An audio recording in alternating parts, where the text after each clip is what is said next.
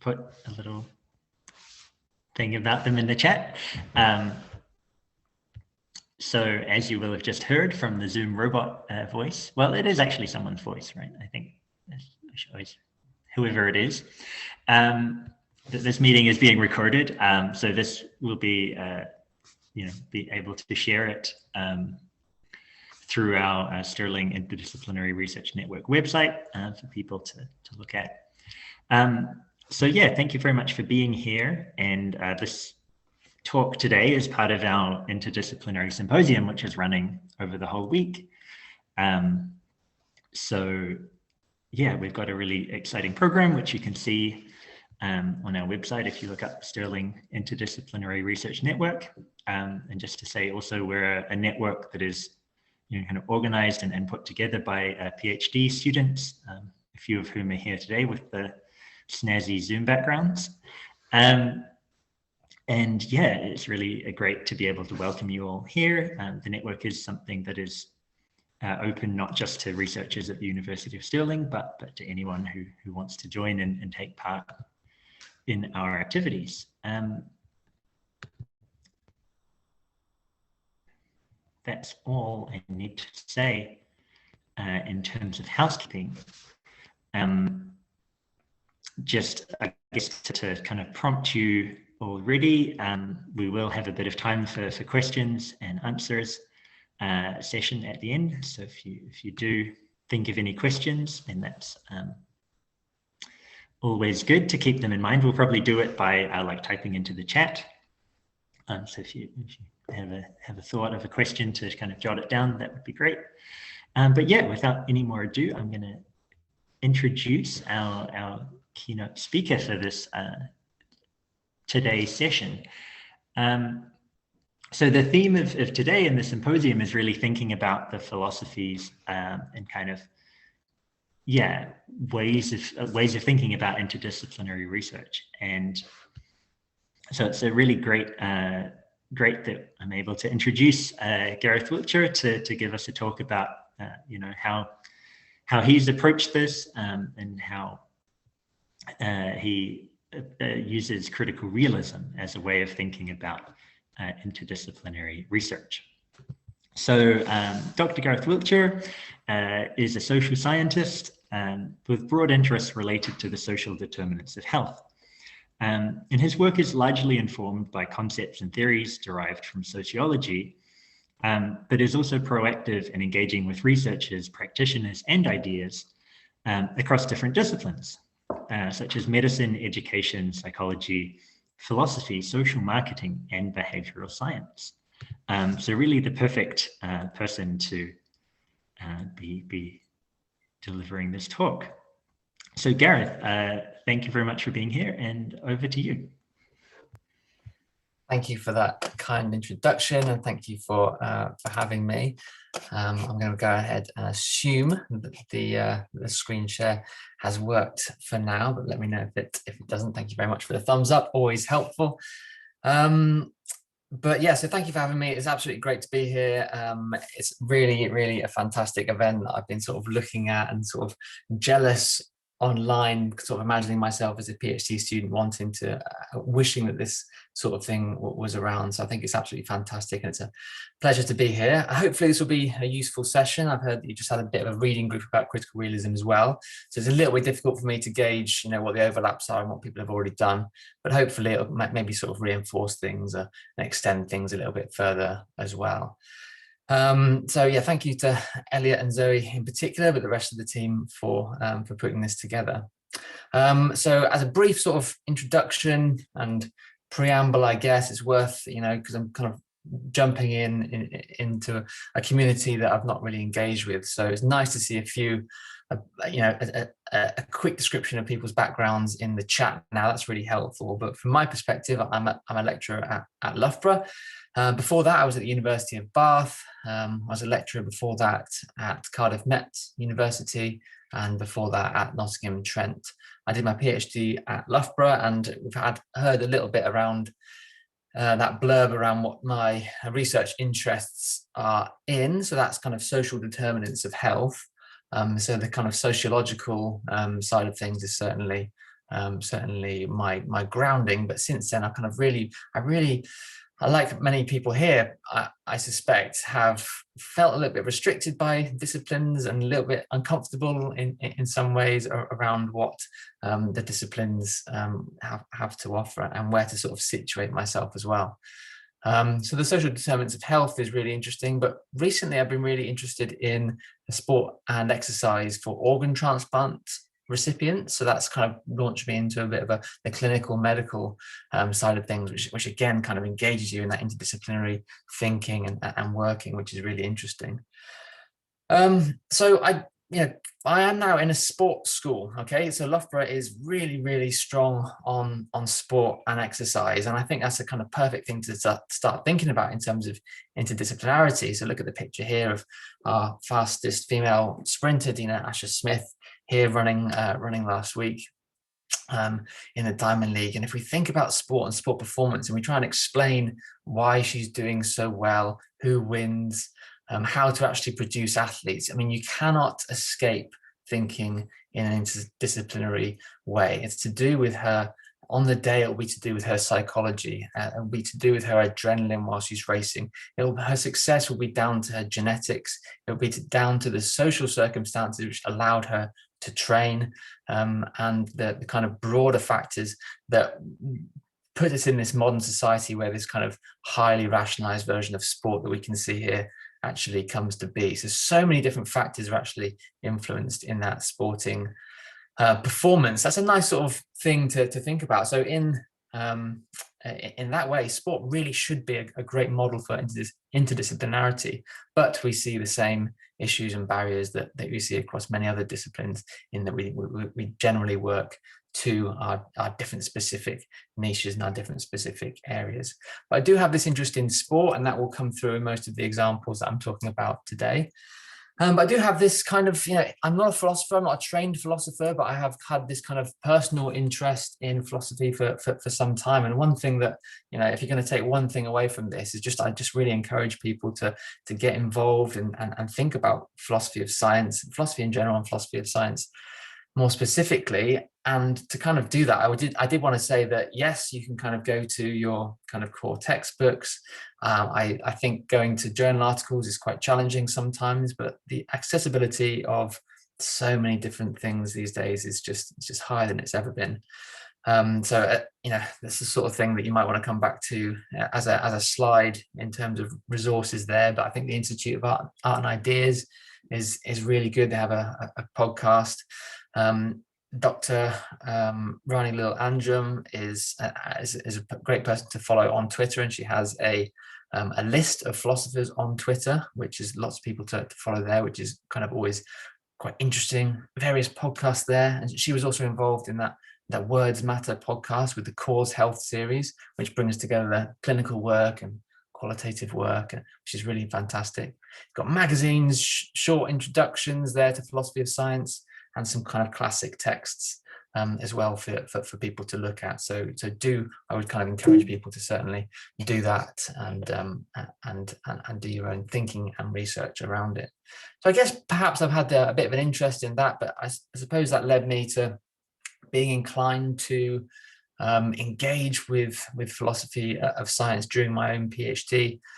And I adopted critical realism. I stumbled across it. It wasn't the norm in my field, and because it wasn't the norm, I felt like it was worth publishing something. And certainly through that process, people have suggested to me that it was, it had some sort of novelty. So I suspect there are lots of people who are now coming to it, or certainly the information that I receive and the kind of vibe I get off lots of people is that it is something new and novel to them, and people are interested in it, which I suppose is one of the reasons why Elliot may have asked me to talk today. So I wrote this paper on the case for critical realism in pursuit of interdisciplinarity and impact. But off the back of that, I've also been interested in a number of different papers that largely follow kind of methodological ideas and the concepts that we ground our methodologies in. So on the top left there, kind of recently published in the Journal of Critical Realism, a realist approach to thematic analysis. but also you can see a few things there like mixed methods, which is important for interdisciplinarity work, obviously, validity, realist perspectives, and analytical pluralism as well. So just to highlight a few things there, but I would kind of say that, I'm like most people, I'm kind of learning and still kind of emerging in this space. So I'd certainly be interested in people like you really engaging with this stuff and taking it to the next level, because I think this is really a space in terms of critical realism, but also interdisciplinarity, which is in development, and it's in that early stages of maturation. So I think really, the people who are at this coming to the symposium, I think are really the people to take this to the next level. So what I'm going to do in this talk then is, like I said in the previous blurb, which was online, I'm going to argue that critical realism offers a philosophy of science that effectively bridges some of these different divides, so natural science and social science, as well as quantitative and qualitative. But I'm going to begin that by reflecting on some of the existing traditions and somehow they might reproduce disciplinary norms, and then describe what critical realism has to offer after that. So it's going to be in two sections then. That's to kind of make you aware and see where we're at and keep you on task. And I think I'll be stopping around 45 minutes. So it'll be roughly sort of 20 minutes for the first section, 20 minutes for the second section. So we can orient ourselves in this talk, and then some space for some discussion afterwards. So I think that this section here can be articulated quite simply. So why I am concerned the present situation is not conducive to interdisciplinarity. So I think I need to deal with this first before moving on to offering why critical realism might offer something new. So the first thing in that sentence then is probably what do you mean by the present situation? And some of these things may resonate with you. That's why I've got kind of question marks on some of these bullet points here, because I certainly think these things are to be explored. But I do think we still have in academia and research and in our culture in general, we have this divide between natural sciences and social sciences. And I think that's a key thing that many people are going to be grappling with. I saw in one of the chats, someone does critical geographies of water. I mean, oh my God, that is two things meeting from seemingly natural science and social science coming together in a way which would seem to others to clash perhaps. So having to negotiate that, you're kind of working against this initial binary.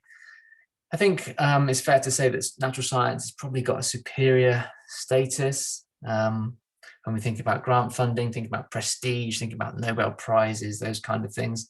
And in many respects, if we look at the rollout of the vaccines, we're probably, that's understandable in many respects. You can see how a kind of culture might bring that to be the case.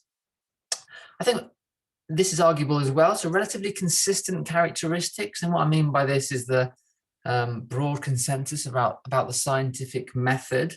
That might be something which is probably more common and more agreed upon within the natural sciences, perhaps. In the social sciences, then, where I would situate myself, I think we have an inferior status and perhaps an inferiority complex around that as well, perhaps in some degree. Arguably greater heterogeneity as well. And what I mean by that is I'm contrasting that to natural sciences, this kind of broad consensus around various methods and consistent characteristics. I think there's this kind of heterogeneity and lack of agreement between social sciences. And what that has resulted in, I think, is this approach, what you'll read in certainly methodological textbooks, is this, okay, there's lots of different paradigms within the social sciences, and it's your choice as a researcher to choose your paradigm and choose your approach and develop your methods out from there. So I think that's the kind of present situation that I'm kind of sketching out there. And the idea is that this goes back, if you look at, like I mentioned, the methodological textbooks. So let's look at Lincoln and Guber back to 1994, and I'm sure it goes back to further than that as well.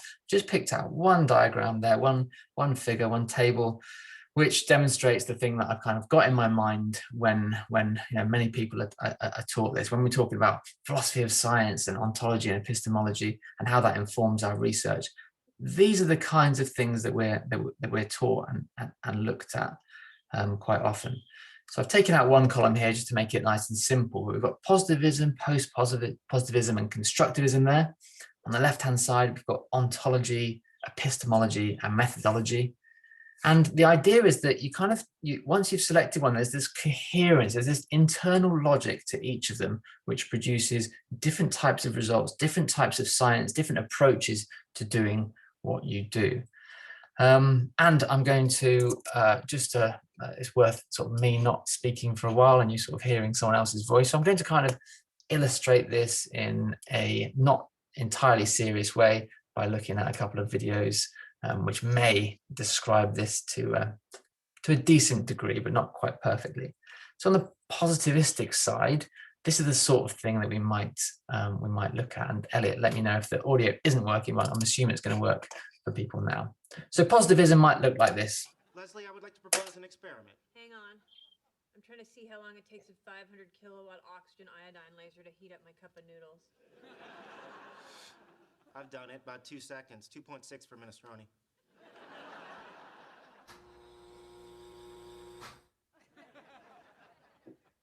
Anyway, I was thinking more of a biosocial exploration with a neurochemical overlay. Wait, are you asking me out? I was going to characterize it as the modification of our colleague/friendship paradigm with the addition of a date-like component, but we don't need to quibble over terminology. What sort of experiment would you propose? There is a generally accepted pattern in this area. I would pick you up, take you to a restaurant, then we would see a movie, probably a romantic comedy featuring the talents of Hugh Grant or Sandra Bullock. Interesting. And would you agree that the primary way we would evaluate either the success or failure of the date would be based on the biochemical reaction during the goodnight kiss? Heart rate, pheromones, etc., yes. Well, why don't we just stipulate that the date goes well and move to the key variable? You mean kiss you now? Yes. Can you define the parameters of the kiss? Closed mouth but romantic. Mint? Thank you.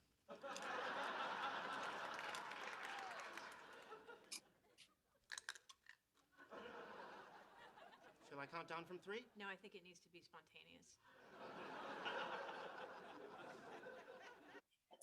So what we have there is a social phenomenon, which is two people going on a date and see if they find each other attractive, and imposing, what's supposed to be funny about that is imposing a kind of scientific experimental method on what is happening. Okay, so on a different side, we might have a look at another idea, well, maybe a polar opposite, and I've picked out Louis Theroux for this one. So I'm trying to depict here a little bit about constructivism. Let's have a look at the differences in how Louis Theroux approaches exploring and understanding the social world. Tornadoes scare me more than tigers. Why? Because at least you can fight back with a tiger.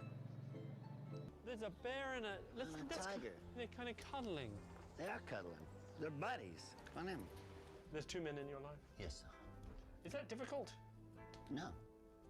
What about jealousy, sexual jealousies between the 3 of you? Because it never happens without all 3 of us.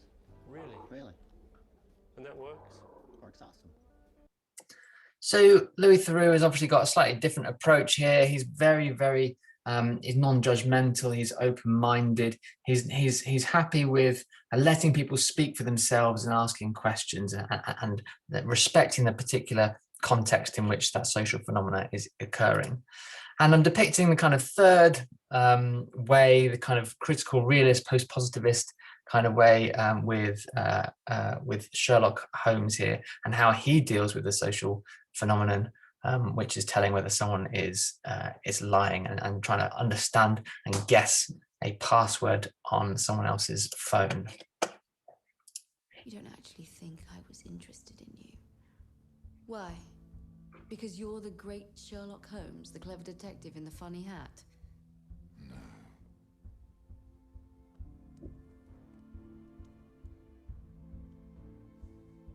Because I took your pulse.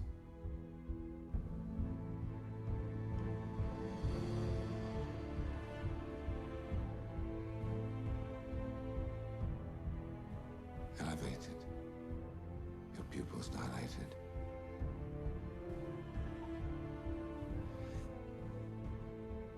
I imagine John Watson thinks love's a mystery to me, but the chemistry is incredibly simple and very distractive.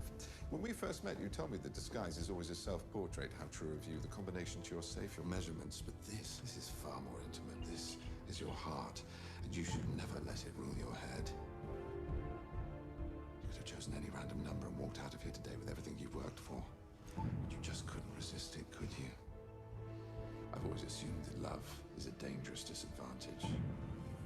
Thank you for the final proof. Everything I said, it's not real. I was just playing the game. I know. And this is just losing. And I have to stop it there before the spoiler for people, don't I? What was actually, what the password was on that. So what I'm trying to get at there is this interaction then between what he's interested in is people's experiences and people's knowledge, what's going on inside their head, but he's actually engaging with the chemistry of it, the dilation of the pupils, the pulse. And these sorts of interactions is what we need to do in interdisciplinary work, isn't it? Because we are embodied beings, but we're also people have thoughts and emotions as well. But he's also, the thing about Sherlock Holmes is, he's also interested in sort of facts, and he's also thinking about logic and deduction and induction and lots of different things as well, which are maybe not seen. So I'm sort of, these don't work perfectly, but this is some sort of thing to get a bit of a visual of these different approaches. But my point here is really that there are different approaches that we are presented with when dealing with the philosophy of science. And that was the initial grid there I showed you was from 1994. This one was from last year. So this thing is persistent, okay? This idea that there is a different paradigms that we need to choose in the social sciences, and they somewhat interact with the natural sciences as well. But and I think this is potentially a problem. And for me, there are some, we could go into these in different ways. We don't have time to talk about them. Increasingly, I start to read these kind of things. You may be familiar with them yourself as the kind of signs of the zodiac descriptions, whereby if you want to if you want to see yourself in some of these, you can do. Okay, there's enough ambiguity and vagueness around each of them to position yourself within each of these if you wanted to. And more I'm sort of seeing these as not particularly meaningful and useful ways of going about positioning ourselves and approaching interdisciplinary work. So what I'm going to do is this is the other metaphor as well, which is sometimes drawn on. The idea that the philosophy of science then has relevance for our work in these key ways. So ontological assumptions might be the roots. They lead to interpretivist assumption, epistemological assumptions, which then lead to empirical methods. So the idea that this is there's a grounding, a philosophical grounding to what you are doing. And we can see different views there. Framed as the preference of a researcher, just to quote some people to make sure that people don't think I'm sort of making this up. So there's position of differences in researchers as part of a worldview belonging to the researcher. So the concern with one's own epistemology and ontological grounding, one's own. And then another one there, talking about a set of basic beliefs, a worldview that defines for its whole the nature of the world and our place in it and the possible relationships we can have with this world. Why am I concerned that this present situation that I've just sketched out then is not conducive to interdisciplinarity? I'm going to fly through three potential answers to that, three sort of propositions that I'm making of why I don't think this is particularly conducive. And the first one here is this qualitative versus quantitative thing that many people I'm sure will be aware of. So different disciplines have different norms about the use of qualitative and quantitative methods. I don't think this is conducive to interdisciplinarity. I think the paradigms story in those grids helps keep the qualitative versus quantitative divide well nourished. But also I don't think it's necessarily true. And I've kind of put together a couple of examples where I think we can perhaps rule it out as this kind of metaphor that we're looking at here. It's not necessarily something which is true and might be quite misleading. So the existing paradigm story I've kind of sketched out. And we have these trunks here. So I think but they do exist. The problem is there exist examples of divergent ontologies, epistemologies, and empirical methods that are actually coherent. So imagine having an argument with someone in the flat Earth society, and you're trying but failing to convince them that the Earth is a globe. Both parties, both yourself and the flat earther, are taking a realist ontological assumption because you both believe that Earth is what it is. It has an objective status beyond what humans might think it is. So you're both taking that perspective there. If you are claiming that we know for certain the Earth is a globe, then you're the one appealing to an objectivist epistemology. If they appeal to uncertainty about our knowledge about the shape of the Earth, the science will never be conclusive, alternative theories are worth entertaining, and we need to be more skeptical about the images we see, then they're adopting a constructivist epistemological position. So both parties appeal to the same ontological assumptions, but different epistemological assumptions. So the terms here then, ontology and epistemology, are helpful for making sense of this argument, but epistemology is not defined by ontology. Using another example, we can see that whatever assumptions you do take, they do not determine your choice of methods, qualitative or quantitative. Let's say, for example, you're interested in gender inequalities in sport, and you find out that women, on average, are paid less than men, which is a quantitative measure. However, appealing to interpretivist epistemological framings, debates emerge from the Daily Mail about the kind of data used to quantify pay. They're starting to question this pay because they say, well, pay becomes in many forms of assets, not just cash. And the feminist political agenda that was part of conducting the study in the first place. So this is a fallibilist and interpretivist attitude about quantitative data. You may also find that that a few female tennis players who are able to demand high appearance fees and sign lucrative sponsorship deals are presented in the media in a different kind of sports person than their male counterparts. The images and words used in the media is highly sexualized and emphasizes femininity. This is a qualitative finding. You are absolutely certain of this, and you launch a campaign against it. This is an objectivist epistemological attitude about qualitative data. So while it is possible, so what we're seeing here is these constructions, one's being constructivist about quantitative, one's being objectivist about quantitative, and one's being objectivist about qualitative. So while the original trees, without all those lines there, the ones going up, while it is possible to align the relativist with the ontological assumptions, with the interpretivist, with the qualitative methods, the fact that other combinations are possible undermines its status. I'm undermining the tree metaphor here with these examples. Okay, so there's a kind of argument there that I don't think the tree metaphor is particularly useful. I also have some other examples, but in the interest of time, I'm kind of going to pick the one that I think is maybe most useful. So I'm going to go with the next one here. So this incommensurability thesis as well. So think back to that grid. All right, think back to that grid. The point is they are not compatible with each other. That's why they are being used. That's why the idea of a paradigm is being evoked. So if you have a look at that image there, the idea is you can't really hold both images in your head at the same time. Okay, that's the point of a paradigm, really. So you've either got a vase or you've got the two faces. I think interdisciplinary research needs to coherently bring together different approaches. So the paradigm story frames different approaches as being incommensurable, and I think that's a problem. So one thing that I could pick out, which I'll draw on later as well, from the discipline of sport, is thinking about disability sport, the Paralympics, for example, and people's disability inclusion.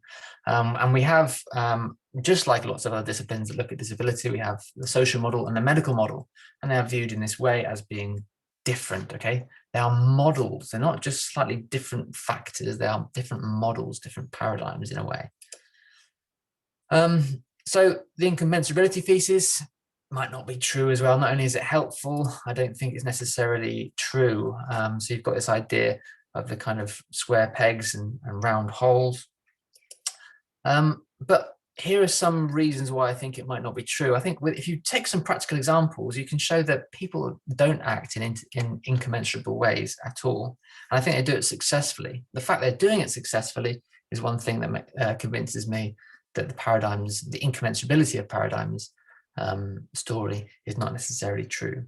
So when researchers from apparently different paradigmatic positions, like we can see here, imagine them, when they work together in a single study and reach conclusion, they will have, by definition, shown that their ideas are different but compatible. Think of your own research. This might be that, for example, participants in the intervention arm of an experimental trial have been affected by the intervention. There was some outcome, but also that their lived experience of the trial was like they're being treated like lab rats. These are different but compatible findings. There's nothing incompatible with these two different findings. So the researchers might be asking different questions and using different methods, but not operating in different incompatible paradigms.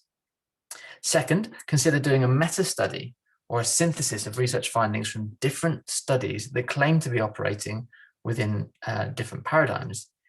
If it's possible to make sense of such findings in a non-paradoxical way, then by definition, they are compatible and therefore not grounded in different incommensurable paradigms. And third, this is a bit of a kicker. So imagine the case of real world research. If you actually want to have some impact in the real world here, and this is imagine an actual school, imagine an example of two separate research studies commissioned to inform school policy based on whether disabled pupils currently feel excluded from PE in this one particular school. So one group of researchers adopts a relativist paradigmatic approach and the other a post-positivist approach. The studies result in different findings. One says that the pupils do not feel excluded, and the other says that pupils do feel excluded. The paradigm story has no basis to decide on which findings to trust, and we have to live with these different perspectives. This is not acceptable in the real world because the school, this head teacher there pictured, needs to actually make a decision. The school and the disabled pupils who may be being excluded do not care what paradigm we claim to be operating in. Okay, so in the interest of time, again, I think I'm going to move on and skip the last one here, but the idea, I did like that picture, there we go. So the idea here is that I think people use paradigms as armor, okay, meaning that we are immune to critique, all right? So I think interdisciplinary research might actually benefit from insights from across disciplines, having some disagreements with each other and exposing what we know or what we thought we knew might not be correct. So the paradigm story frames disagreements as paradigmatic differences, not genuine holes in one's argument. And there's and the argument is there if people wanted to pause it on the recording at another point. Okay, section 2 then. So after some time, if I move on to talking about critical realism, I think that would be useful and helpful at this point. So I think that's a useful grounding, and it helps. Without that sort of justification, there's no reason for picking up critical realism. So I think it is needed, and I'm also trying to debunk that table of paradigms which has been around for a long time. So apologies if it takes longer than 15 minutes to do that. So why I believe that critical realism has some good ideas that are more conducive to interdisciplinary research and interdisciplinarity. So first of all, we need to have this quick sketch then. So we might talk about the original basic or first wave critical realism and what does it do? So as a brief outline, I think the key points are that there's this reivindication of ontology, okay? Stuff matters. What's out in there in the real world, the entities and its causal powers matters to us. And this is a distinction from epistemology. So we have objects and we have our knowledge about objects, which seems to have been lost according to critical realist scholarship. So the distance between Loughborough and Stirling is what it is. We might have knowledge about that, which may be fallible and incorrect, but that doesn't change the fact that the actual distance between Loughborough and Stirling is what it is. And similarly, that seems like a kind of material thing, but we are social beings. We're living in a material world. So all of you now are outside of my knowledge. Okay, you are all having experiences, you're having actual experiences, and they exist independent of my knowledge of them. If I have a look at some people's faces, I might start to get an idea of what sort of experience people are having, whether they're switching off, whether they're smiling, whether they're whatever. So I've got a bit of knowledge there, but your experiences in the social world are external to me as the knower, as the researcher trying to find out about you. So there's this holy trinity, which has been called of ontological realism, epistemological relativism, and then judgmental rationality. So you might summarize that with the old idea of, if a tree falls in a forest, no one's around to hear it, does it make a sound? We don't know whether it made a sound or not, but its most plausible explanation is probably that it did. I don't need to be there for that to be the case. We don't have to prove it empirically for it to be the case. So I'm going to go ahead and assume the tree did in fact make a sound. So there are real things that we just can't observe as well, and they might not even be empirical, which is the interesting extra level that gets quite deep and gets quite hard to get your head around a little bit. So there's that. So if all that sounds fine to you, then then I'd say go with it. I'd say consider yourself in this idea of critical realism, and I would sort of help. That might be useful for you to position yourself within that if you're going towards your Viva or having discussions with other people. But you add other things to that in critical realism as well. Things like the idea of underlaboring for substantive science. It's not against science, it's not different to science, it's just philosophy does the work for you to enable you to do science. The idea is for it to be in a way. It emphasizes causation as properties and powers of things, not just constant conjunctions between empirical events. We talk about open systems and complexity. Okay, so an experiment is a closed system, which you might assume that there's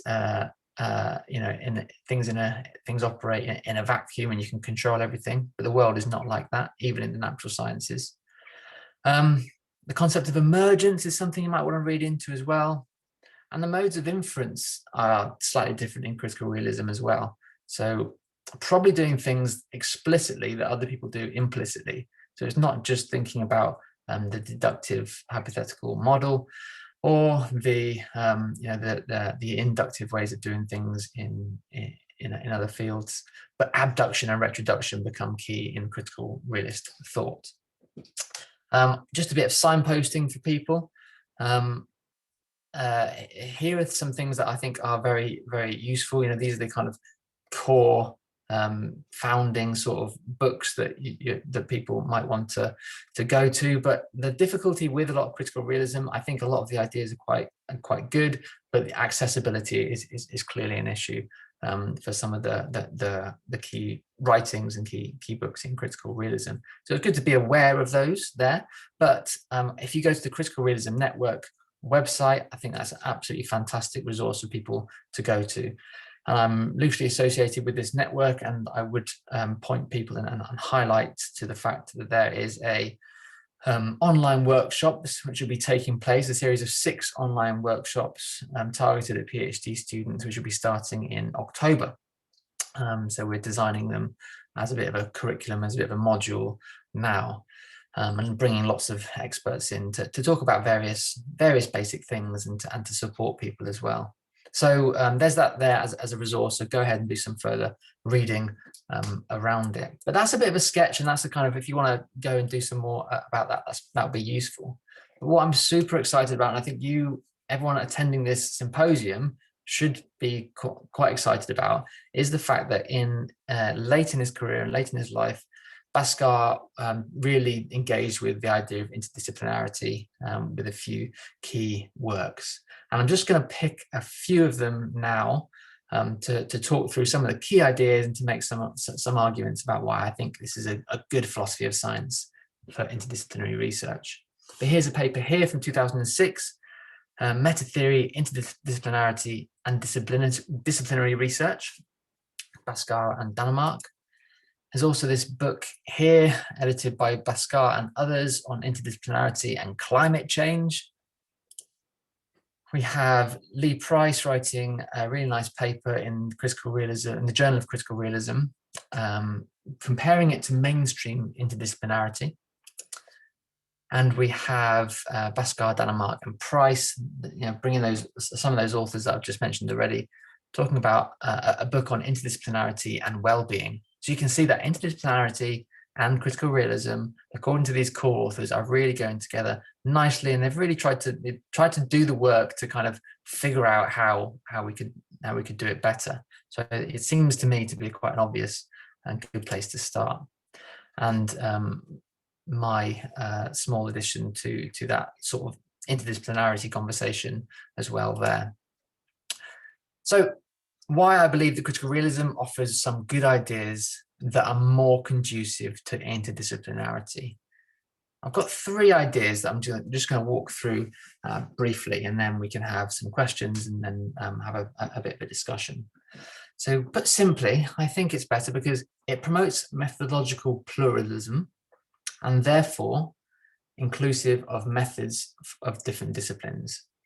So here are some examples of what critical realist or realist authors have said. So critical realism does not discard a priori methods that have shown some ability to increase our understanding of the world. So if it increases our understanding, do it. It's useful, okay? And that's do not discard it because it's not part of your philosophy, or it doesn't fit coherently with some other idea. Is it useful? Does it help our understanding of the world? Now, there needs to be some ontological thinking around what the nature of the phenomenon is in order to match the appropriate methods to it. But that is part of the thinking that goes beforehand. Don't discard things a priori. Pawson and Tilley, who are the founders of the realist evaluation and realist synthesis work, which has some, Bhaskar's critical realism has some sort of grounding in their work, but there are differences. I accept that, but this is certainly a similarity. So they assert that we are wholeheartedly pluralist when it comes to choice of method. And Tim Rizzo, who was involved in a project on critical realism at Yale, recently wrote that the trained ethnographic eye is an instrument, and it brings light to certain relations, habits, patterns, habits, dispositions which would otherwise go unnoticed. The interviewer is able to disclose what takes place in someone's head through free or guided discussion, and is able to get at the reasons, thoughts, and feelings of an agent or an actor which would otherwise remain hidden. A regression analysis is able to highlight certain trends, and while not providing law-like regularities, may support and even start to quantify and lend credence to other theories, which might otherwise be lacking in evidence. So in that way, look, that's how we're integrating a plurality of methods. Doesn't it sound simple? Doesn't it sound easy? And this is something I think that for me, what I found helpful was this separation of epistemology and ontology is one of the key things that does that. So if you break down that tree metaphor, the idea that the methods are attached to some sort of ontology, then you get to the point that your empirical methods are part of that knowing, okay? And that is different to the ontological idea of the world being about being. Okay, so once you separate that, it becomes enlighteningly and easy to accept and work with research across different so-called paradigms. So hence, using neuroscience to investigate poverty, or the use of randomized controlled trials alongside qualitative methods to investigate social class disparities in educational attainment, they become absent of paradigmatic conflict on ontological grounds. So that's the first point that is worth making. When I'm trying to think about, okay, what are the key things here around why critical realism is useful for a philosophy of science for interdisciplinarity. The second one here really comes down to the nature of the world. So because it's maximally inclusive about the causal powers of many social and natural things, and therefore is inclusive of the phenomena of different disciplines. Okay, so that idea of being maximally inclusive is important. So one nice quick example might be, let's return back to this idea of this social model of disability. You know, society produces disability, and the medical model, you know, disability is grounded in biological differences. All I'm saying here is that what critical realism does is it shifts from this, it's either social model or a medical model, to a both and. Okay, and it does this with lots and lots of different types of phenomena.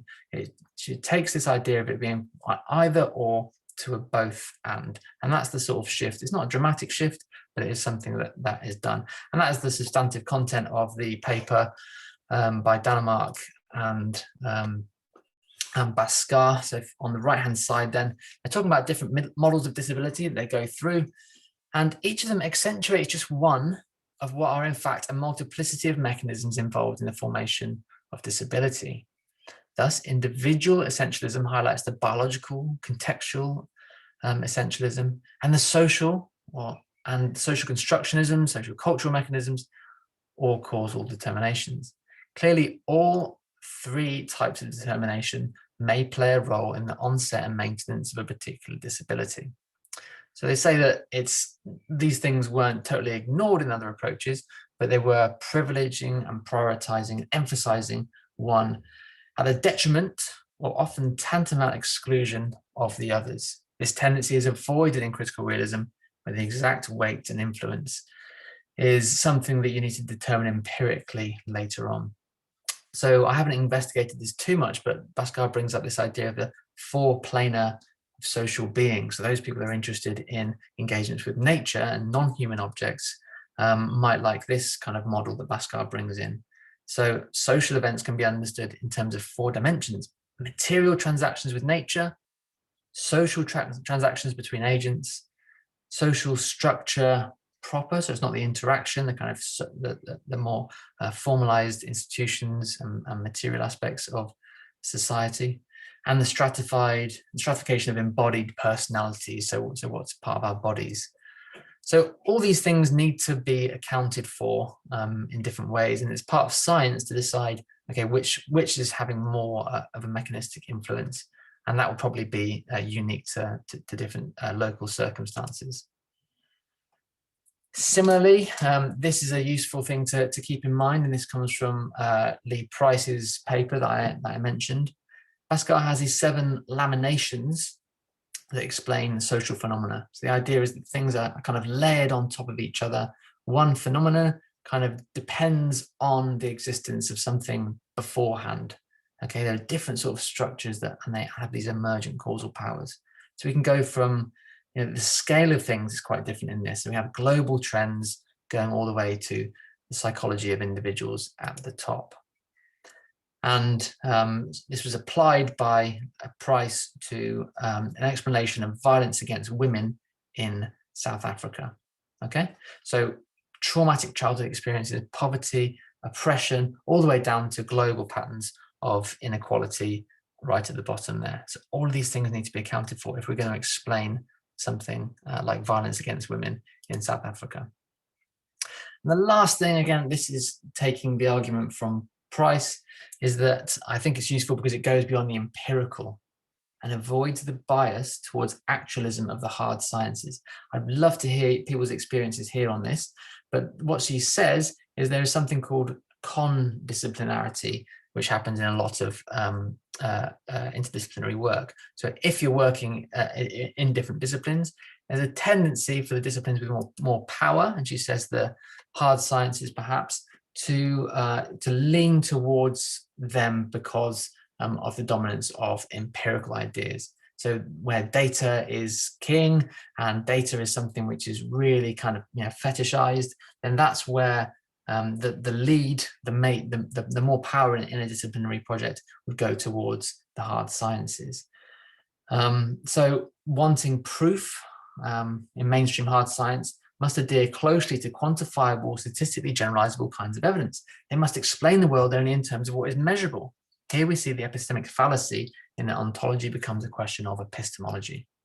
For critical realism, there's no problem with taking empirical measurements and using them for the basis of a theory. However, the difference is that A, critical realists do not do so absolutely. There's a fallibilist philosophy. And B, critical realists do not limit their theory only to the facts. They also adopt transfactual theory of structures and mechanisms. Okay, so for those three reasons, that's why I kind of think that it's a useful idea. So this is my final slide. So just to give an overview of everything I've talked about there, and hopefully it's been useful. It's worth learning about the philosophy of science. That's a nice sort of takeaway from here. Do go ahead and all the difficulties and challenges of interdisciplinary research are really relevant.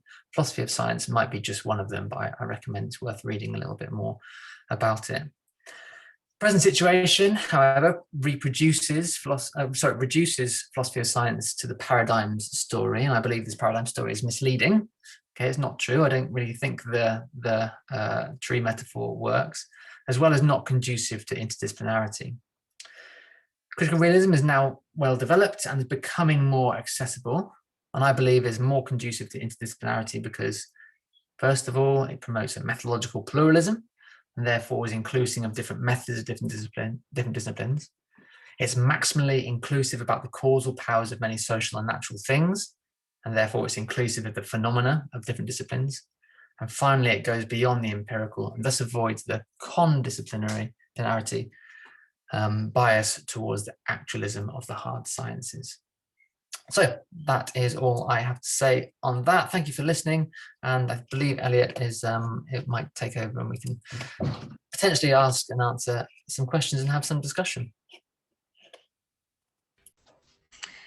That was wonderful. Thank you so much, Gareth. Really, wonderfully kind of structured and taking us through how critical realism can help us think through some of these problems. And I know for myself, so much of what you said really, connected with my own experience. We have a little bit of time now for questions, and how I'd like to do it, just so we can get a good couple of questions going, is I just ask if people can put their question in the chat, which I know is difficult to kind of condense all these thoughts into one concise question, but if you can do that, that's really will be very helpful. And then I will just read out the question and let Gareth take a swing at it. Zoe has a question already. I thought I was going to have to be able to get in there with my question before anyone else said something, but I'll go with Zoe's. So Zoe's question is about the relationship between data and theory. You've probably covered this in your talk, but could you say more about that relation between empirics and theory?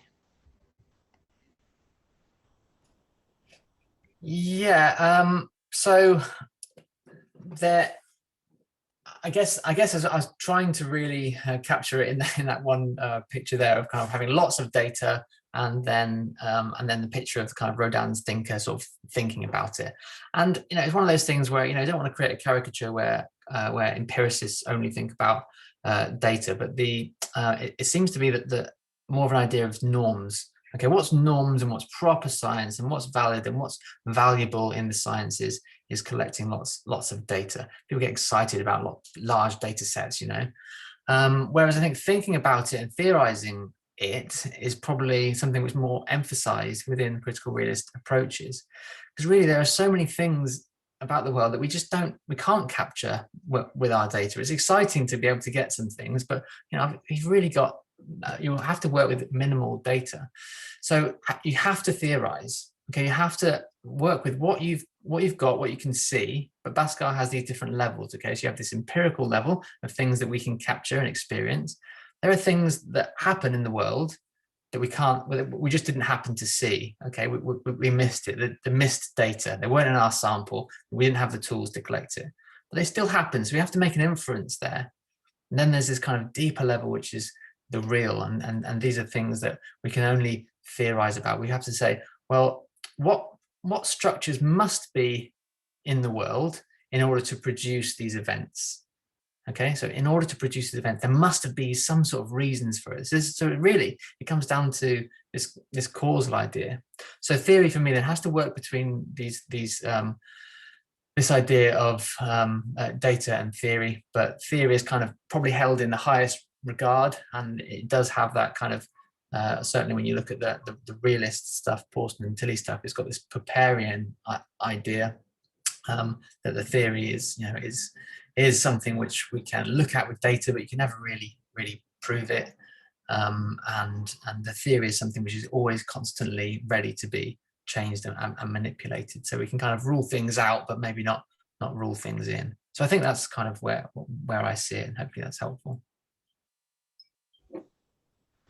Great. Yeah, thanks. All right, I will get my question in here. And yeah, if anyone else does have thoughts in the chat, I think we'll go a little bit over the 12:30 finishing time. We can run on a few more minutes. So sorry, that's my fault. No, don't worry. It's great to have a chance to talk. So my question was, I think this like laminations model, right? When you showed and you have all these layers, and I'm just like, yes, this looks like so much of my thinking in my research. And I wanted to ask if you could say a little bit more about, obviously to do any kind of research, you have to make a choice, right? And you have to streamline, and you have to say, well, actually, look, I'm not going to, do a whole gigantic analysis of like global patterns of inequality, right? Like, and I really liked what you said about that being a bit of like an empirical kind of thing, but I wondered if you could, maybe reflect on that, like in some of your own research, how you kind of work between these layers. Yeah, I mean, that's something that is yet to be explored for me. You can look at my papers, and I haven't, I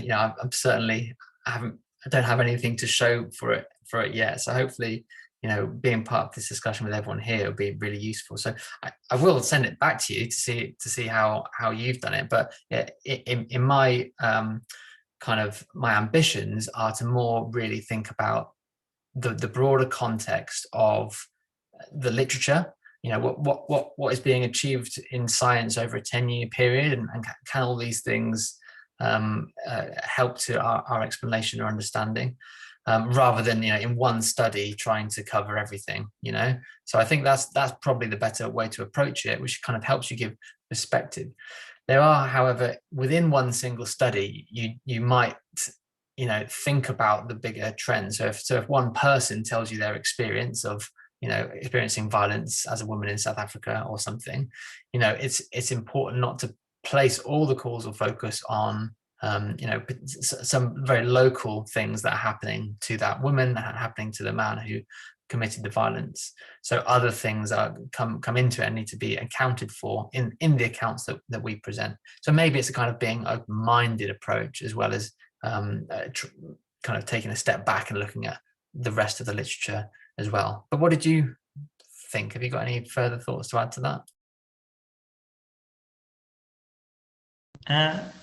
Yeah, similar. It's a work in progress, right? Let's see what it looks like. I think that's a good point about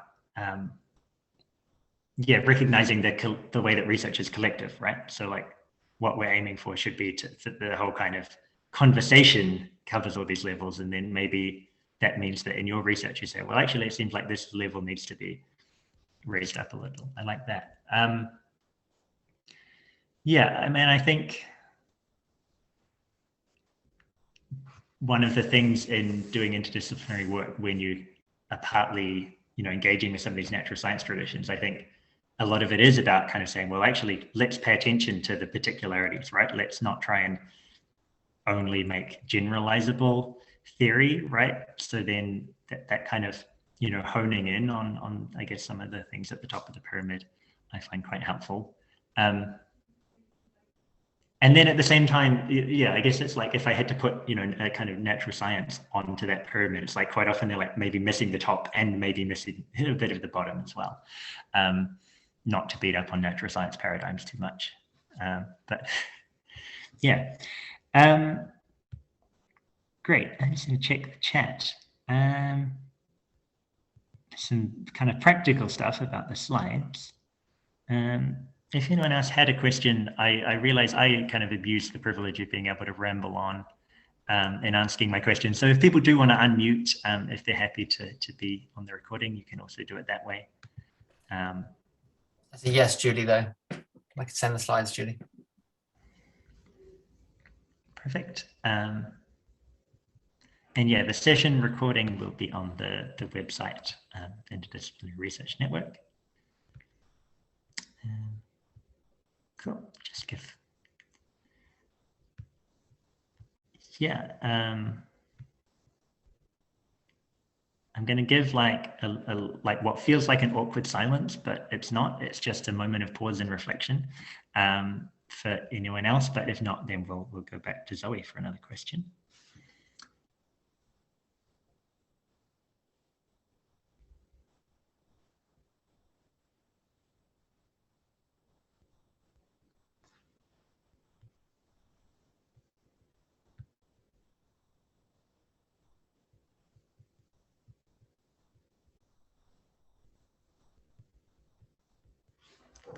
Okay, that's about as much awkward Zoom silence as I can tolerate. How can we avoid, I'm just gonna read your question, Zoe, if that's all right.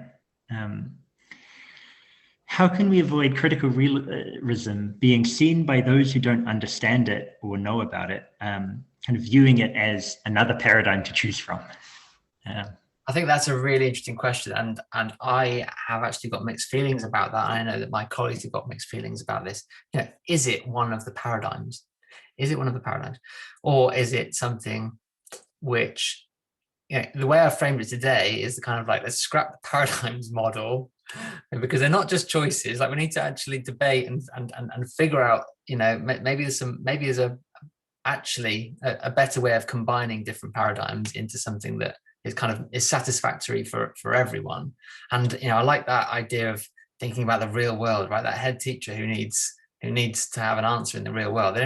It's sort of stupid to kind of say, well, from this paradigm, this is what you should do, and this paradigm, this is what you should do. It's kind of like, well, we're all in this world. We're not existing in different paradigms. We're all here, aren't we?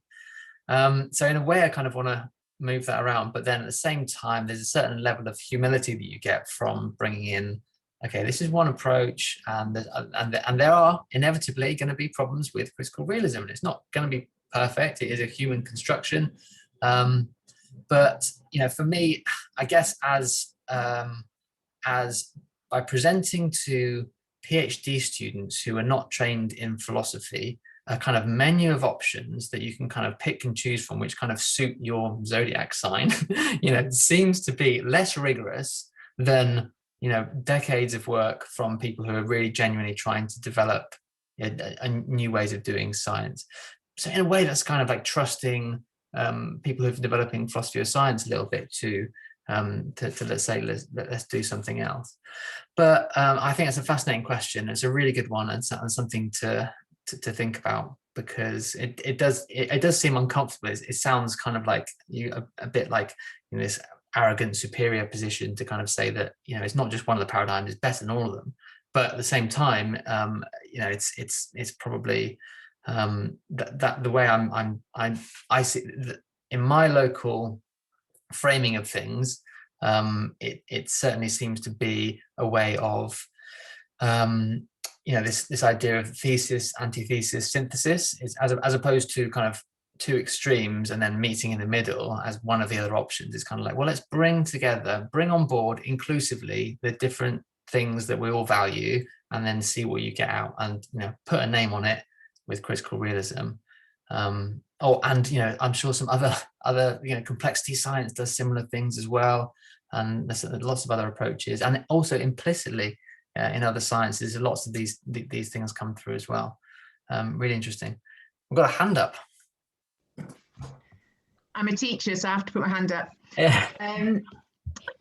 It's really interesting, Gareth, because this has just been such a fantastic talk. Thank you so much.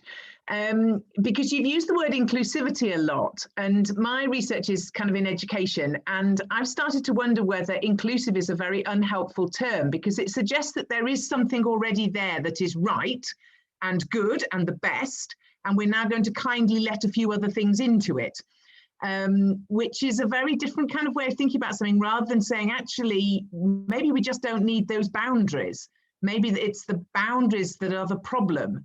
And that's what we need to get rid of. And then there isn't an inside and an outside to be inclusive and exclusive of. And that, which brings me to your head teacher.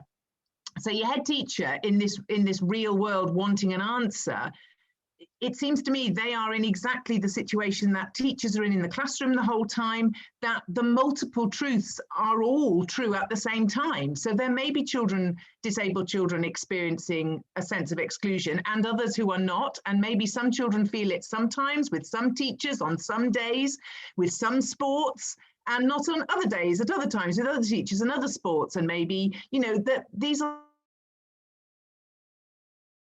so complex that you can't necessarily come to. It's like saying follow the science for COVID, but you can't. There isn't some answer at the back of the book that says, and therefore you do this. It's yeah, I'll shut up. You can see you've got me thinking.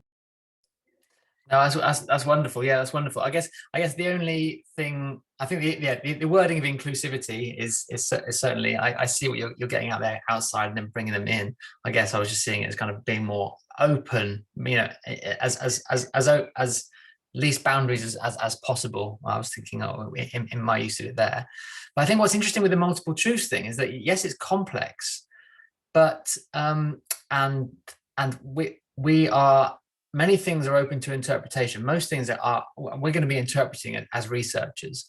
But the crucial thing is, against the multiple truths discourse, is that people can actually be wrong. And that's the crucial difference for me. It's not necessarily saying that you can be right, and this is the right way to deal with COVID, but there are some interpretations that are better than others. So that's the kind of what I'm thinking. So you can be wrong, and you probably are wrong. and some interpretations are better than others. So that's the kind of middle ground where I'm sort of settling there, because that teacher is going to have to make some sort of decision, and some of them are going to be better or worse, and they're going to be better or worse by virtue of the objective status of how many of those students are experiencing disabilities, what severity, and lots of there is something going on there which is going to need to make an informed decision about. You can't just pick any old interpretation.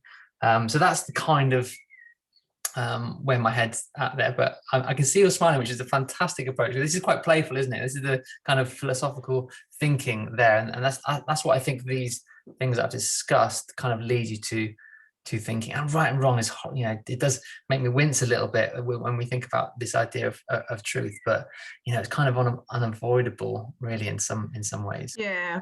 And I suppose I then just want to shout back, yeah, some interpretations are better than others, but for whom? So if the disabled child happens to come from a white middle class family, their interpretation will probably be privileged over the black disabled child view. So I suppose, yeah, that's it. Yeah. I suppose I just want to stay with the complexity a lot, because I'm worried about the exclusion, I guess. And yeah.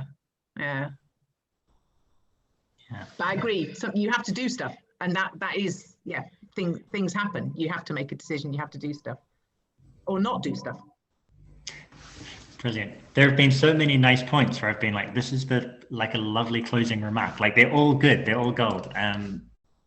But I think you have to do stuff, and not do stuff is as good a way as any. So thanks, Corinne. And yeah, thanks so much again to Gareth for sharing his thoughts with us and engaging in this discussion. Yeah, I'm gonna just close it up now by pointing towards a couple of things. Zoe's just shared a link in the chat. So this is a kind of networking space that we have that's open throughout the symposium. So if anyone does want to go and have some further discussion about what we've just been covering, we'll kind of shift it to there.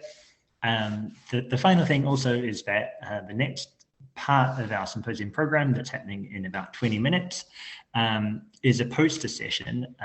So hopefully maybe Zoe can dig up the link while I'm saying something.